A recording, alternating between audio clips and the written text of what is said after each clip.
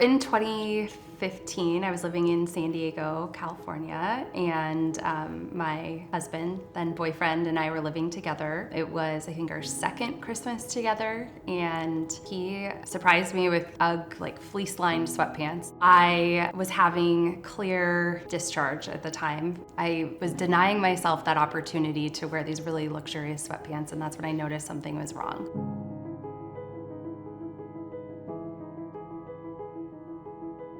So I made an appointment with my primary care physician. She suggested that I should just do Kegels. Was treated for an overactive bladder for 13 months. And in March, I was referred to a gynecologist who did a pap smear during our first meeting and immediately said that my cervix was hard. She immediately did a colposcopy to scrape the cells. I went home and was pretty scared. My gynecologist called me to let me know that I had cervical cancer.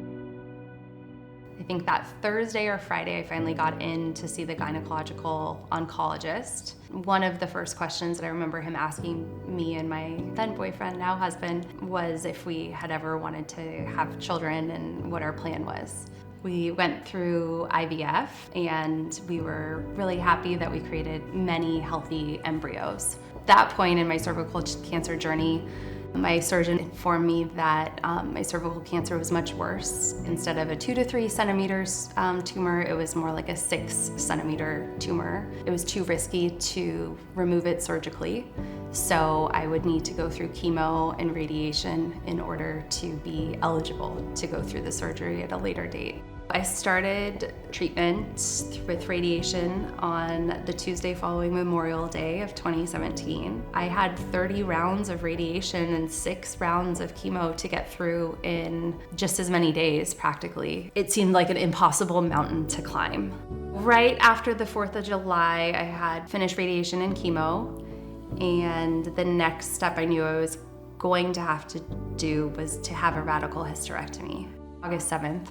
2017 is when I had the surgery. Radical hysterectomy involved them removing my uterus, fallopian tubes. Because the tumor had an abnormal growth pattern, they had to remove part of my vagina as well.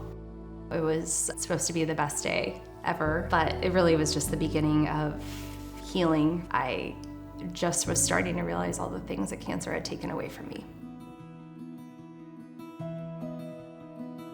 I knew I would become a mom someday. Ultimately, we decided to go through an agency to be matched with a surrogate. In July of 2020, our surrogate had the embryo transfer.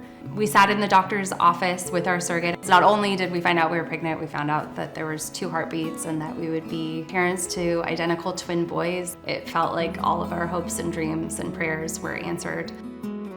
What I would tell another person going through cervical cancer treatment is make sure you match well with your doctor and reach out and find your community. You deserve that things will get better, and knowing that the sun will come out again, I think, is really critical to navigating it with grace and as best as you can. I think it's important that I tell my story because it's all about turning my pain into purpose. If I can prevent one other woman from facing what I went through, then it makes it all worth it.